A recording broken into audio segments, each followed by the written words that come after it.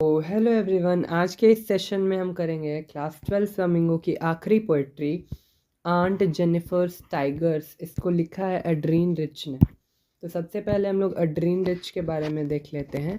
एड्रीन rich का जन्म 1929 में हुआ बाल्टीमोर, मैरीलैंड, यूएसए में। She is widely known for her involvement in contemporary women's movement as a poet and theorist. Contemporary का क्या मतलब होता है? समकालीन। मूवमेंट का क्या मतलब होता है? मूवमेंट मतलब बहुत सारे आंदोलन जो होते हैं आजकल।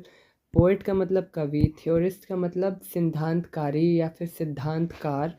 तो वो कवि के साथ साथ सिद्धांतकार भी थी। और उनको क्यों जाना जाता है? क्योंकि वो समकालीन औरतों के कई आंदोलनों में बहुत ज़्यादा पार्टिसिपेट करती थी, उनकी बहुत ज़्यादा भागीदारी होती थी। अब उनके काम के ऊपर अगर हम बात करें तो she has published 19 volumes of poetry, मतलब कि 19 खंडों में उनकी कविता पब्लिश की गई है। 3 कलेक्शंस ऑफ एसेज, मतलब कि उनके निबंध के 3 कलेक्शंस हैं और बहुत सारी राइटिंग्स भी हैं।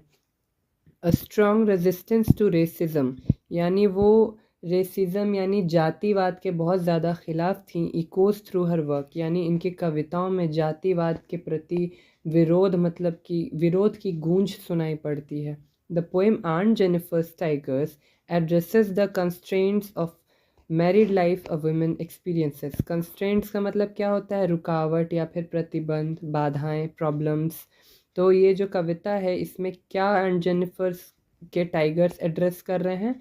तो ऐसे प्रॉब्लम्स को एड्रेस कर रहे हैं जो कि एक शादीशुदा औरत मतलब एक्सपीरियंस करती है अपने जीवन में। तो अब हम इसके एक्सप्लेनेशन की ओर बढ़ते हैं। तो ये आंट जेनिफर की जो लेखिका है एड्रीन रिच, उनकी तस्वीर है। बिफोर यू रीड, यानी पढ़ने के पहले यहाँ कुछ सवाल दे रखा है कि what does the title of the poem suggest to you, यानी ये जो पोएम का टाइटल है आंट जेनिफर्स टाइगर, ये क्या सजेस्ट कर रहा है आपको? Are you reminded of other poems on tigers, क्या आपको किसी और पोएम की याद आ रही है जो आपने टाइगर के ऊपर पढ़ी है?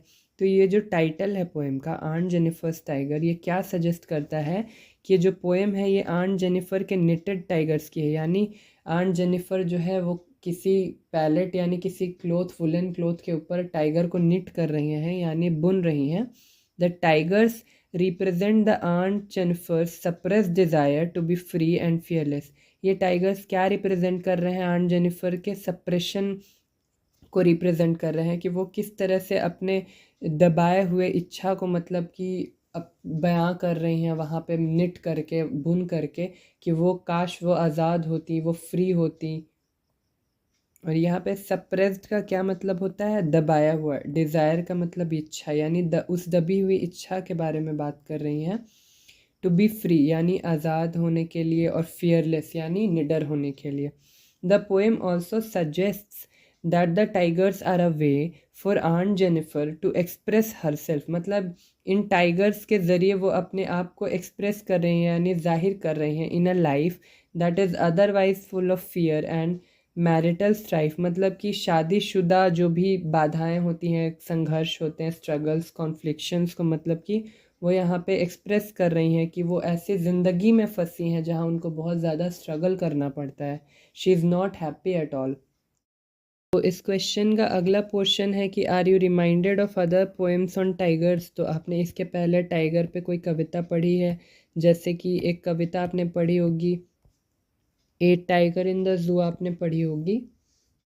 तो अगर हम बात करें पोम आउटलाइन की, तो in her poem aunt Jennifer's tigers Adrienne Rich explores the theme of male dominance, highlighting the struggles and conflicts women face in a male dominated society.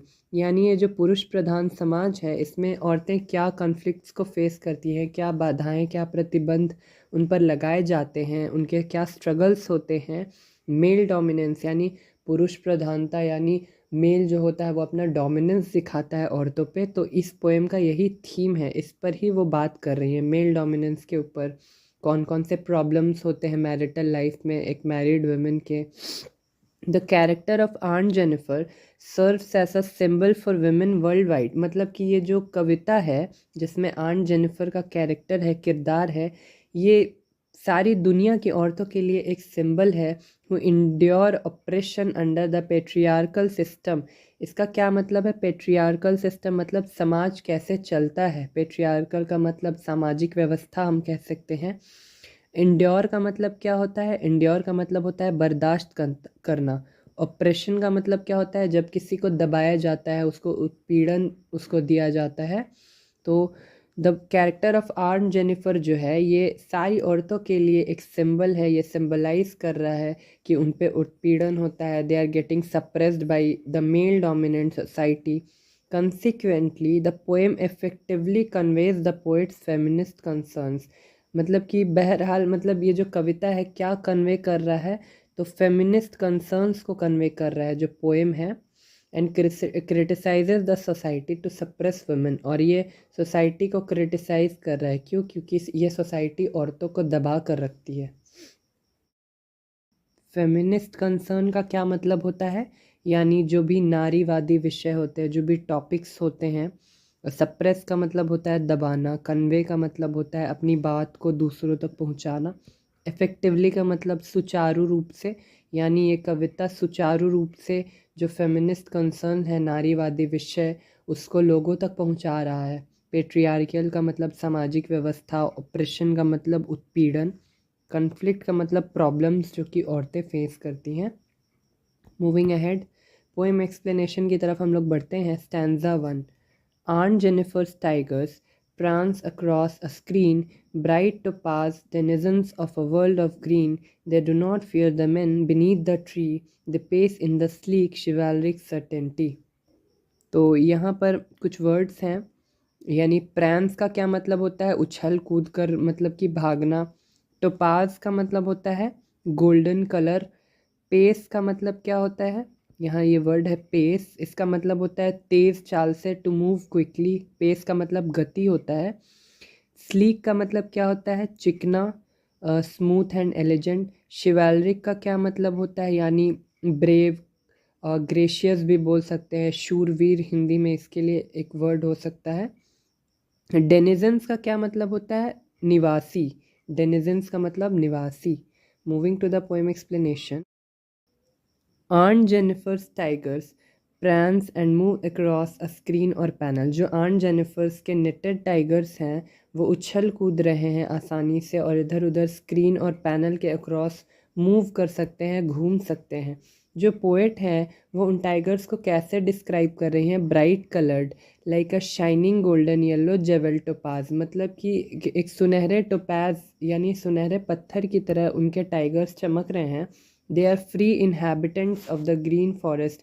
ये जो हैं वो फॉरेस्ट के रहने वाले फ्री इनहेबिटेंट्स हैं, मतलब मूल निवासी हैं जंगल के।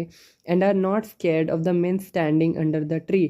और ये जो टाइगर्स हैं वो उन लोगों से, उन शिकारियों से नहीं डर रहे हैं जो कि पेड़ के नीचे खड़े हैं। These tigers move about with grace. ये जो टाइगर्स हैं वो चारों तरफ ग्रेस, एलिजेंस और कॉन्फिडेंस के साथ मतलब घूमते हैं। उनको किसी भी चीज़ का डर नहीं है। तो बेसिकली यहाँ पे जो टाइगर के कैरेक्टर्स मेंशन किए गए हैं इम्पॉर्टेंट है कि ग्रेस, एलिजेंस और कॉन्फिडेंस। मतलब कि ये अपने आप में वो खोज रही हैं आंट जेनिफर, इसलिए उन्होंने टाइगर को ये कैरेक्टर्स प्रोवाइड करे हैं। Aunt Jennifer's tigers are not real और लिविंग टाइगर्स। उनके जो टाइगर हैं वो असली टाइगर्स नहीं है। They are imaginary. They are images created by her on her tapestry. Tapestry का मतलब क्या होता है? कि उसके ऊपर विमेन जो है वो डिज़ाइंस बनाती हैं यूजिंग मतलब सुई का इस्तेमाल करके और धागे का इस्तेमाल करके। टेप्स्ट्री का मतलब वही होता है।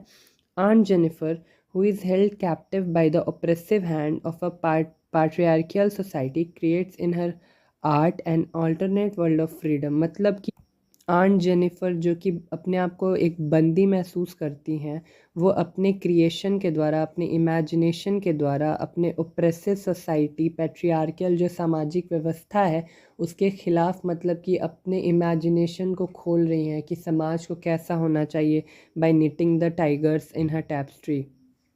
यहाँ पर ओप्रेसिव का मतलब होता है उत्पीड़न करने वाला, जो कि बहुत ज़्यादा अत्याचारी हो। पेट्रियार्कल सोसाइटी मतलब सामाजिक व्यवस्था, यानी समाज किस तरह से चलता है। ऑल्टरनेट का मतलब होता है एक ऐसी दुनिया जो कि उसके विपरीत है। ऑल्टरनेट का मतलब उसके विपरीत। वर्ल्ड ऑफ फ्रीडम यानी ऐसी दुनिया जो कि एकदम आज़ादी की दुनिया हो, वहाँ कोई उनको मतलब रोके नहीं, टोके नहीं, वो अपने मन मौजी के हिसाब से, अपने मन के हिसाब से अपना काम कर सकें, अपने आप को आज़ाद महसूस करा सकें, कॉन्फिडेंट हो सकें, किसी के दबाव में नहीं हो सके, खुलकर अपने जीवन को जी सकें। और यहाँ पे एक वर्ड है कैप्टिव। कैप्टिव का मतलब होता है बंदी।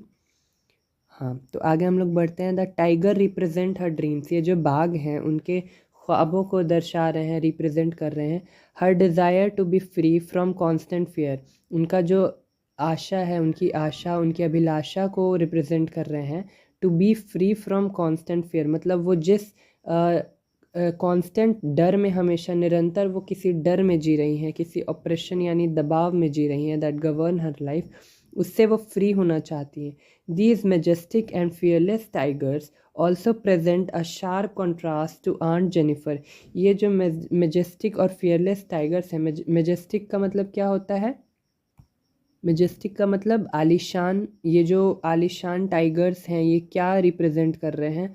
एक फियरलेस टाइगर्स क्या रिप्रेजेंट कर रहे हैं? उनके स्ट्रॉन्ग मतलब इमेजिनेशन में कि कैसे औरतों को होना चाहिए, how women should be empowered and they have some such kind of power in her hands and they shouldn't be suppressed by the man in the society, patriarchal society. तो यहाँ पे एक पोएटिक एलिमेंट यूज़ किया गया है जहाँ पे जो टाइगर है उनके जो कैरेक्टर है मैजेस्टिक और फियरलेस, वो मतलब कि आंट जेनिफर के कैरेक्टर से बिल्कुल अलग हैं, जो कि बंधी हुई हैं constraints of married life. Constraints का मतलब विवशता, यानी अपने शादीशुदा जीवन के मजबूरी से बंधी हुई हैं। तो यहाँ पे ये इम्पॉर्टेंट स्लाइड है, यहाँ पे जहाँ जहाँ मैंने रेड मार्क करा है वो MCQs के लिए इम्पॉर्टेंट है CBSE examination point of view से। So I hope this is clear to you. तो आगे हम लोग बढ़ते हैं।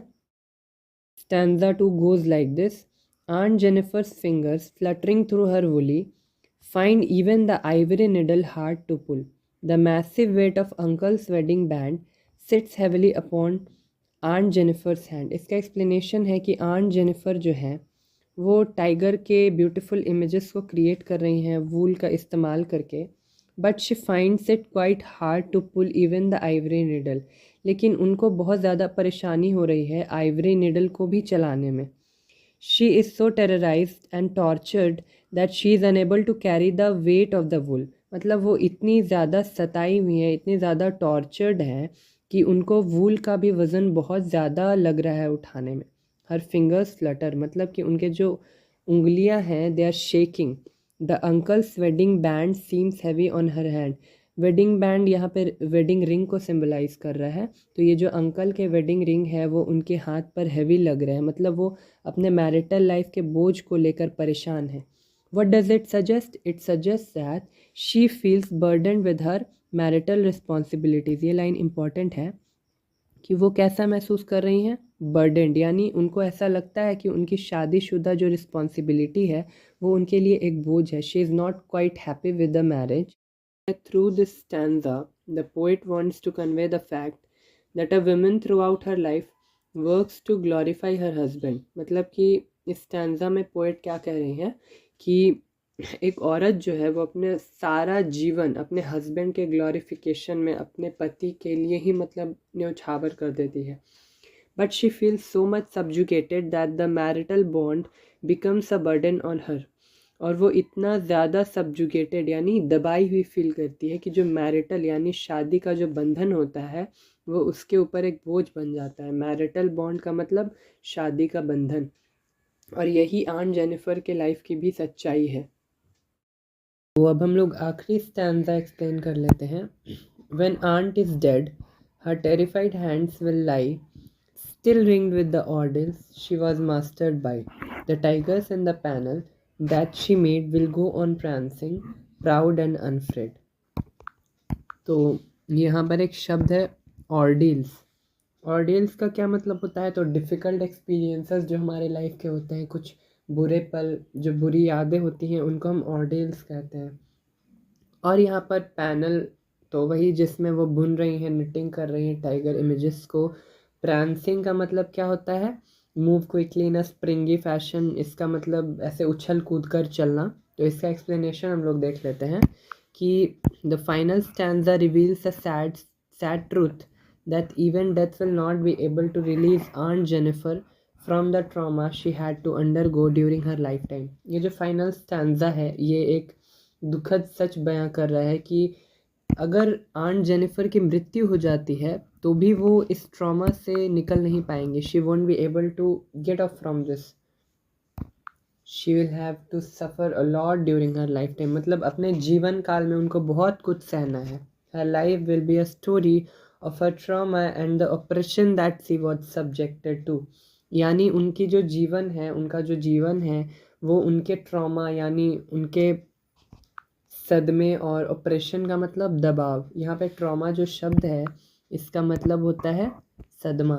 तो वो उस सदमे में ही जिएंगी.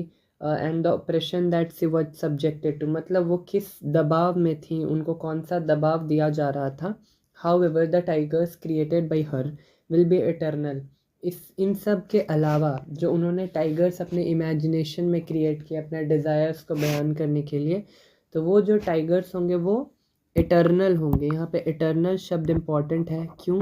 क्योंकि they will exist for ever. Eternal का क्या मतलब होता है? जो हमेशा हमेश के लिए रहे, अनंत, जिसका अंत नहीं हो. They will always be proud and unafraid. वो जो टाइगर्स उन्होंने क्रिएट किए हैं वो प्राउड होंगे यानी उनमें गौरव होगा और वो किसी से डरेंगे नहीं. Here we will get a glimpse of an oft quoted conventional theme in the poetry that art endures beyond human life. यानी यहाँ पर हम लोग उस कला की छवि देखेंगे. ग्लिम्स का मतलब क्या होता है? छवि, झलक. ऑफ्ट कोटेड का मतलब जो यहाँ कहा नहीं जा रहा है लेकिन हम लोग उस बात को, उस मैसेज को समझ सकते हैं. तो ये उस पोएट्री का थीम वही है जो आंट जेनिफर जिस दौर से, जिस ट्रॉमा से गुजर रही हैं, तो उसको हम समझ सकते हैं. ठीक है. Perhaps the poet wants to say that the women themselves are creating these tigers. इन सब के अलावा शायद कवि ये भी कहना चाहती हैं कि ये जो औरतें हैं दे themselves are creating these tigers. मतलब कि वो खुद से ये टाइगर्स क्रिएट कर रही हैं मतलब अपने स्वयं से, उनकी इच्छा ये उनसे करवा रही है. They need to break their shackles and be unfed like these tigers themselves. उनको क्या है? उनको क्या तोड़ना है? शैकल्स तोड़ना है यानी बेड़ियाँ. हिंदी में शैकल्स को बेड़ियाँ बोल सकते हैं. तो उन बेड़ियों को तोड़कर उन टाइगर्स के जैसे अनफ्रेड मतलब निर्भय हो सकती हैं. One more thing that can be inferred from the poem is that Aunt Jennifer, who for long has been suffering from the miseries she was subjected to, now longs for freedom from dominance and male chauvinism. Dominance का क्या मतलब होता है?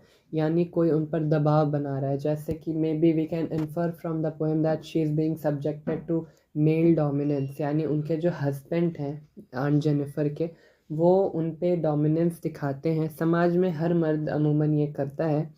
And mail शॉविनिज़म. शॉविनिज़म का क्या मतलब होता है?